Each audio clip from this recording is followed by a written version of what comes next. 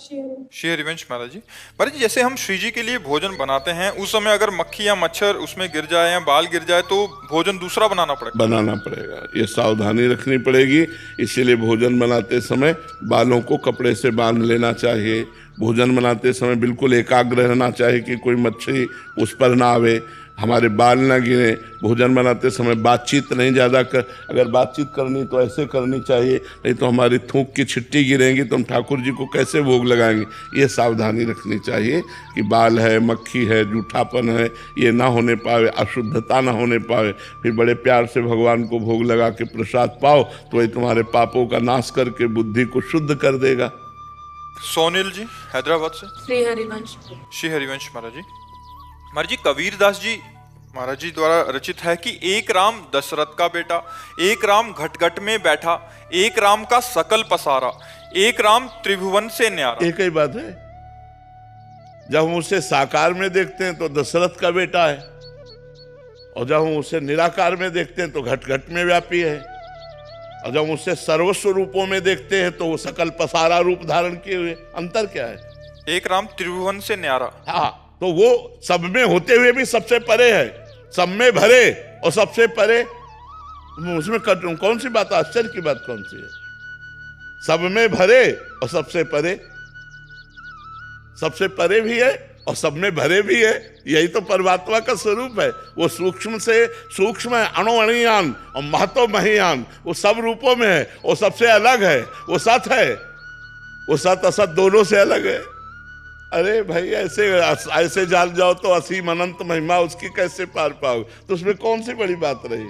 उसी का मर्म जानना चाह रहे थे कि इसका ऐसे जान जाओगे मर्म। जो चराचर के स्वामी ईश्वर कोटि के हैं वो भी बड़े बड़े मर्म नहीं जान पाते, वो भी बड़े बड़े मर्म नहीं जान। और जो पास रह रहे शेषावतार है, शेष जी जो सैया पे शयन करते हैं भगवान जिनकी, और वो लक्ष्मण रूप में, लक्ष्मण हो या मरम न जाना, जो कछु चरित रचा भगवाना। औरों की तो बात जाने दो।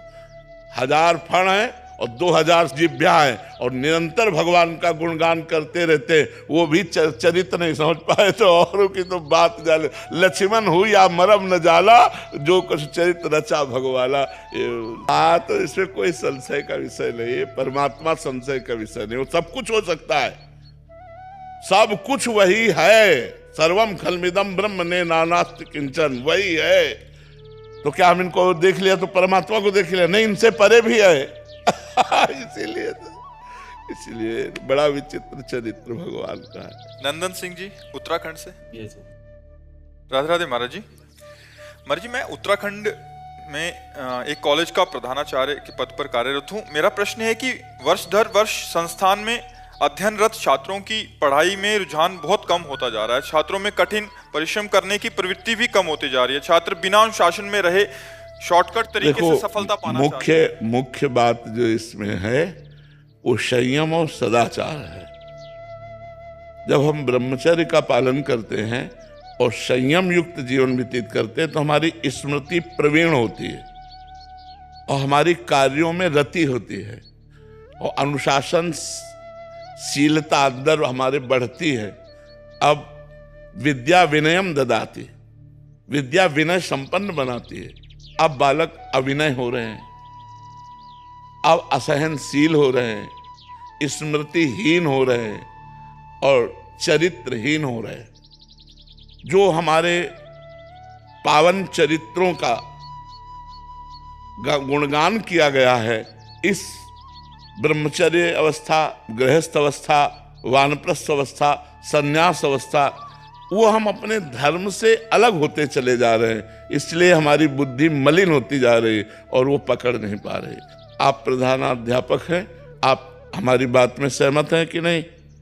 बच्चे अनुशासनहीन होते जा रहे हैं, बच्चे स्मृति विहीन होते जा रहे हैं। कोई नशा कर रहा है, माता पिता से उद्दंडता से व्यवहार कर रहा है, कोई गंदे आचरणों की तरफ बढ़ रहा है। इसका कारण है मोबाइल, कुसंग और अनुशासन न होना।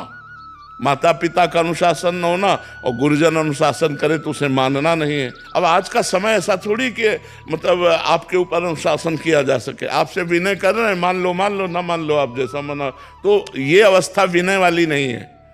जो बाल्यावस्था से यौवन अवस्था तक है ये विनय वाली नहीं, ये अनुशासन वाली है। इसमें अनुशासन अगर नहीं मानोगे आप तो बात नहीं बनेगी। तो न माता पिता का अनुशासन बच्चे मानने के लिए तैयार हैं, न गुरुजनों का अनुशासन मानने, अध्यापक का, टीचर का अनुशासन मानने के लिए तैयार है।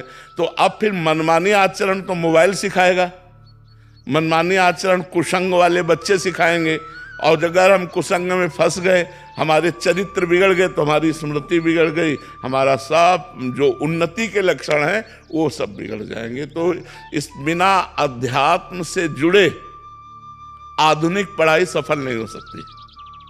आधुनिक पढ़ाई के साथ साथ आध्यात्मिक शिक्षा अनिवार्य है।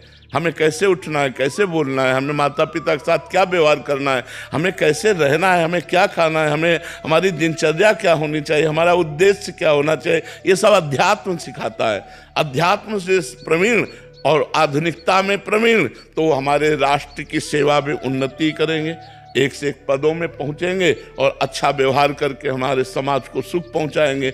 और जब हम पहले से ही नशा करने लगे, गंदी आदतों में फंस गए, गंदी बातें, तो हमारे अंदर उत्साह नहीं रह जाता, हमारे अंदर स्मृति इतनी प्रवीण नहीं रह जाती। अगर हम किसी कारण से पदों में पहुंचे भी तो हम देश का, राष्ट्र का हित न समझ करके अपने स्वार्थ की पूर्ति वाली बुद्धि रखेंगे, जिससे हम समाज की सेवा नहीं कर पाएंगे।